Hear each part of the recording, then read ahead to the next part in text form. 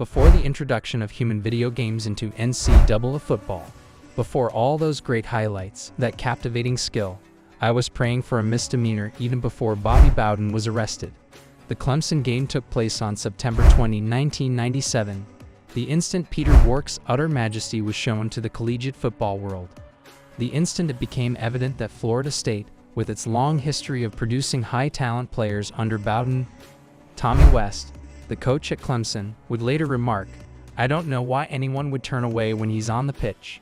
Wark had demonstrated to a nationally televised audience how exceptional speed and athleticism translate to 372 all-purpose yards well into the fourth quarter.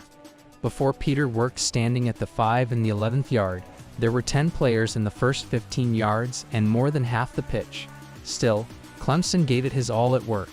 Wark reluctantly took a knee after the ball went 5 yards into the end zone and was caught. ABC's Brad Nessler declined to say that Wark would have preferred to have removed the ball. The color commentator Bob Greasy shot back, saying, "I wanted to watch it, with a mix of amazement and disappointment. When number 9 appeared on the pitch at FSU, this, ladies and gents, was life. You were unable to look away."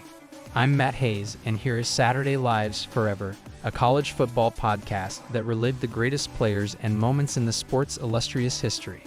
From Saturday Down South in collaboration with Texas Pete Hot Sauce, Peter Wark is looking at an NFL Draft Advisory Board first-round grade in January 1999. Even though the child from Bradenton, Florida has gone a great way, there is still a persistent, bothersome gap. His 4 seasons at f.s.u. have not concluded the way he had hoped. In 1995, he spent his first season as a redshirt at Tallahassee. He was watching f.s.u. games with his roommate, another receiver named Randy Moss, and they were unable to assist a team that was 1 or 2 offensive skill players away from taking home the national championship. He was a minor part of the 1996 squad that defeated the Gators in the regular season final, forcing them to play rival Florida twice in the national championship game. f.s.u. suffered a 32-point loss. Wark became a vital member of an undefeated f.s.u. team by the end of 1997, just weeks after his breakthrough performance against Clemson. The team only needed to defeat Florida to compete for the national championship, which it did, despite being a double-digit favorite. In 1998, the Noles managed to make it to the national championship game, but they were defeated by Tennessee due to a lack of starting quarterback Chris Wonke's injury. 3 years and 3 seasons of heartbreaking failure to win a national championship. Maybe going back to f.s.u. and giving it another go was the right decision. One of his closest teammates, Wonke, who was a failed professional baseball player before joining f.s.u. at age 25, was a fervent advocate for the importance of the college experience over the professional game, declaring that he wanted to win a national championship for Bowden and the Seminoles following 3 years of heartache. Warwick made his announcement that he would be returning to Florida State. The NFL salary could wait. He made one of those 2 statements perfectly, at least. Ultimately, the money made me impatient. Warwick is 5 weeks into a season to remember. On October 7, 1999, the Noles are already scheduled to play in the national championship game. This team is not being touched. Then it took place. Warwick went shopping for clothes at Dillard's department store with teammate Levernius Coles. They spent far less than the retail price after going through the checkout queue. After hours, they were apprehended by the police, having spent $21.40 on $412.38 worth of clothes. It would cost Warwick a lot of money for a $390.98 reduction. f.s.u., which had just enacted a zero-tolerance policy for student athletes accused of felonies, suspended him indefinitely. f.s.u. prohibits student athletes from participating in athletics if they have a criminal record. The initial charge against Warwick and Coles was felony burglary. However, the state attorney had to choose the course of action. At that moment, Bowden made the statement that went viral in the sports world when he was questioned about Warwick's arrest. He was, quote, "praying for a misdemeanor." You would never guess it. Warwick received a 2-game suspension and the priceless loss of the Heisman Trophy as punishment after the state attorney dropped the allegation to misdemeanor petty theft. Strong Wisconsin tailback Ron Dayne was Warwick's opponent for the honor. Dayne didn't have the same charm and charisma as Warwick, even though he had more than 7,000 career rushing yards. Nevertheless, both Warwick and Dayne returned for their senior seasons. At f.s.u, Wark was not only unmissable on TV, but he also improved dramatically every season. As a sophomore, he caught 53 receptions for 8 touchdowns and an average of 16.6 yards per catch. With 61 receptions for 12 touchdowns and an average of 20.2 yards per catch a year later, he was named an All-American and primed for a huge season with a strong f.s.u squad. After 5 games, Bowden prayed for the misdemeanor in a desperate attempt to salvage what seemed like a Heisman coronation. On January 3, 2000 it was. The night before Florida State plays Virginia Tech in the national championship. The millennia has arrived, and the squad is lodging at its hotel located off Bourbon Street. While everyone else looks to be enjoying a week-long millennium celebration, Bowden is pacing the hotel's ballroom, which has been converted into a makeshift conference space.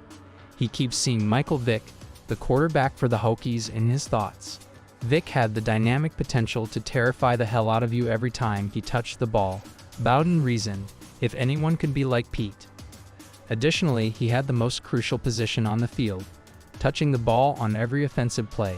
Bowden moved his work to the side of a conference room and put his arm around the shoulder of his 5'11" electrical rock. He looked over the top of his bifocals, pulling them to the tip of his nose. Pete, stated Bowden, I'm concerned about the 7th one. You have to match every big play Vic makes with another big play. Wark grinned, assured Bowden not to worry, and started to move out of sight. Grabbing Wark's arm, Bowden continued, Pete, every time, with greater conviction this time. 3 years prior, Wark made his debut on the collegiate football scene with an impressive 80-yard punt return versus Clemson. This was just one of several noteworthy plays in an impressive 372 all-purpose yard effort. For the first time, the college football community appreciated the magnitude of Wark's greasy, smooth moves, 4.40 speed, and 37-inch vertical. Against Clemson, he caught a 48-yard deep pass and high-pointed it like he was ascending a ladder. On a straightforward out and up, he went 80 yards, outpacing 2 defenders who had the angle on him while they watched in disbelief as Wark fled from them. Why not conclude it the way it started, versus Clemson? 3 years prior, Wark finished the Sugar Bowl with 220 all-purpose yards on 8 touches, or an astounding 27.5 yards per touch, and was awarded the game's MVP. As he did against Clemson, he made a 64-yard touchdown catch on a double move. Similar to his performance against Clemson, he scored untouched on a 59-yard punt return for a touchdown.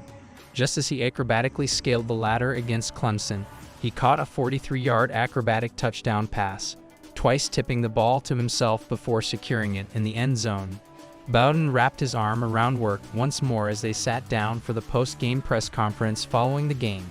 He stated, Wark finished his career as a 2-time All-American and set a then ACC record for career receiving yards with 3,517. At 31, he continues to hold the f.s.u record for career touchdowns. Wark averaged 14.7 yards per touch while at f.s.u, totaling 4,862 all-purpose yards on 331 touches across his 4 years there. He completed 2 touchdown throws as well. Social media was used by f.s.u to announce the retirement of Warwick's number 9 jersey. The Florida State football team released an announcement on Twitter, which LeBron James spotted and reposted. He said, "The reason I wore number 9 at Whiteout in high school." Peter Warwick, congratulations.